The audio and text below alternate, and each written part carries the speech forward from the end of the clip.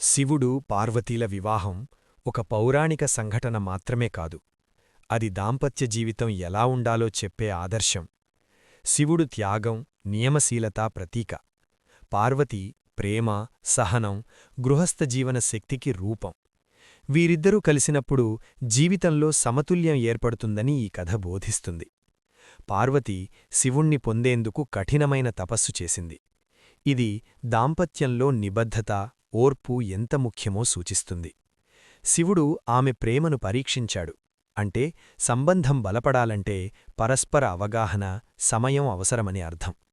త్వరపడకుండా ఒకరినొకరు అర్థం చేసుకోవడమే నిజమైన ప్రేమ. శివుడు ఆడంబరాలకు దూరంగా జీవించాడు.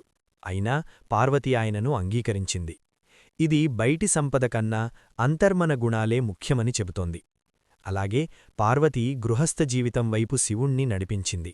ధ్యానం, కర్తవ్యాల మధ్య సమతుల్యం తీసుకొచ్చింది. భార్యాభర్తలు ఒకరినొకరు పూర్తి చేసుకుంటారనే భావన ఇక్కడ స్పష్టమవుతోంది. అర్ధనారీశ్వర భావన ద్వారా శివుడు పార్వతిని తన సమాన భాగంగా గౌరవించాడు.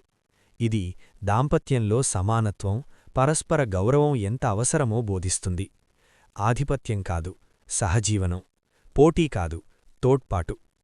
సారాంశంగా శివపార్వతుల వివాహం మనకు చెప్పేది ఇదే. దాంపత్యమంటే ప్రేమతోపాటు బాధ్యత, ఓర్పుతోపాటు గౌరవం. ఈ విలువలు ఉన్నప్పుడు జీవితం స్థిరంగా, సంతోషంగా మారుతుంది.